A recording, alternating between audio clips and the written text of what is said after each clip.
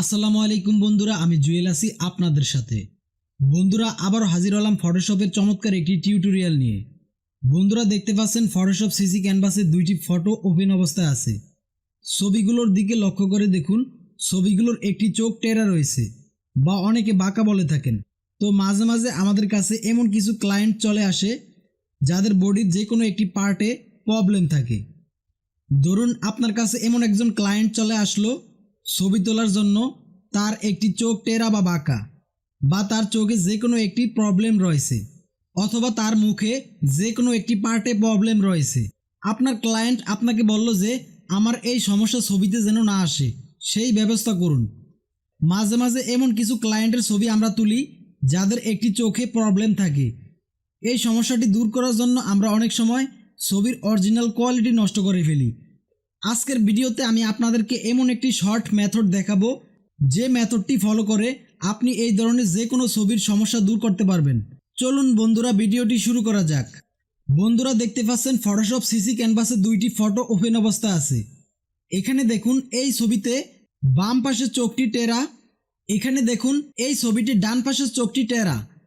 এখান থেকে আমরা এই ছবিটি দিয়ে কাজটি করব, তার জন্য এটিকে আমরা ক্লোজ করে দিব। এটিকে আমরা বড় করে নিব। এখন আমরা এটিকে জুম করব কিবোর্ড থেকে কন্ট্রোল প্লাস বাটন প্রেস করে। এখন আমরা এখান থেকে ভালো চোখটিকে কপি করে এখানে আমরা রিপ্লেস করব।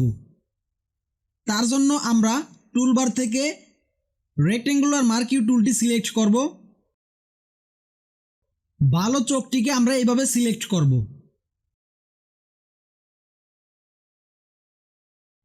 সিলেক্ট করার পর আমরা সিলেকশনের ভিতরে মাউসের রাইট বাটন ক্লিক করে আমরা ফেদারে ক্লিক করব।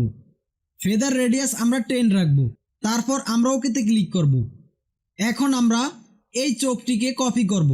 তার জন্য আমরা এই সিলেকশন থাকা অবস্থায় এডিটে যাব, কপিতে ক্লিক করব। এটি আপনারা কিবোর্ড থেকে কন্ট্রোল সি বাটন প্রেস করে কপি করতে পারেন। এখন আমরা পেস্ট করব। তার জন্য আমরা যাব এডিট থেকে আমরা পেস্টে ক্লিক করব। এটি আপনারা কিবোর্ড থেকে কন্ট্রোল ভি বাটন প্রেস করে পেস্ট করতে পারেন। মুভ টুলটি আমরা সিলেক্ট করব। এখানে দেখুন আমাদের এই চোখটি ডুপ্লিকেট লেয়ারে পরিণত হয়েছে। এখন আমরা চোখের ডুপ্লিকেট লেয়ারটি সিলেক্ট থাকা অবস্থায় আমরা কিবোর্ড থেকে কন্ট্রোল টি বাটন প্রেস করে ট্রান্সফর্ম করব। তারপর আমরা ট্রান্সফর্মের ভিতরে মাউসের রাইট বাটন ক্লিক করে ফ্লিপ হরিজন্টালে ক্লিক করব। তারপর আমরা এইভাবে ড্র্যাগ করে টেরা চোখটির উপরে এই চোখটিকে অ্যাডজাস্ট করে নিব। এখন আমরা কিবোর্ড থেকে এন্টার বাটনে প্রেস করব, অথবা এখান থেকে ওকেতে ক্লিক করব। এই ডুপ্লিকেট চোখের লেয়ারটি সিলেক্ট থাকা অবস্থায় আমরা টুলবার থেকে ইরেজার টুলটি সিলেক্ট করব। ব্রাশ সেটিংসে গিয়ে আমরা সফট রাউন্ড ব্রাশটি ইউজ করব। এখান থেকে আমরা ব্রাশ সাইজ বাড়িয়ে কমিয়ে নিতে পারি, তবে এটি আপনারা কিবোর্ড থেকে লেফট ব্র্যাকেট এবং রাইট ব্র্যাকেট প্রেস করে বড় ছোট করতে পারেন। আমরা এতটুকু রাখবো। তারপর আমরা এখান থেকে অপাসিটি রাখবো 100%, ফ্লো রাখবো 100%। তারপর এইভাবে আমরা বাড়তি অংশ মুছে রিয়েলিস্টিক করে ফেলব। মুভ টুলটি সিলেক্ট করব। কিবোর্ড থেকে লেফট অ্যারো কি, রাইট অ্যারো কি, আপ অ্যারো কি এবং ডাউন অ্যারো কি প্রেস করে চোখ আমরা অ্যাডজাস্ট করে নিব। এখন আমরা চোখের লেয়ারটিকে এবং ব্যাকগ্রাউন্ড লেয়ারটিকে মার্জ করে দিব। চোখের লেয়ারটি সিলেক্ট আছে, কন্ট্রোল বাটন প্রেস করে ব্যাকগ্রাউন্ড লেয়ারটি সিলেক্ট করব। তারপর আমরা কিবোর্ড থেকে কন্ট্রোল ই বাটন প্রেস করে মার্জ করব।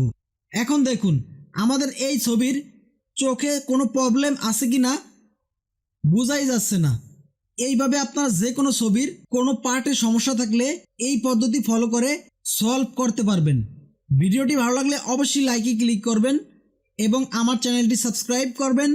ভিডিওটি দেখার জন্য ধন্যবাদ।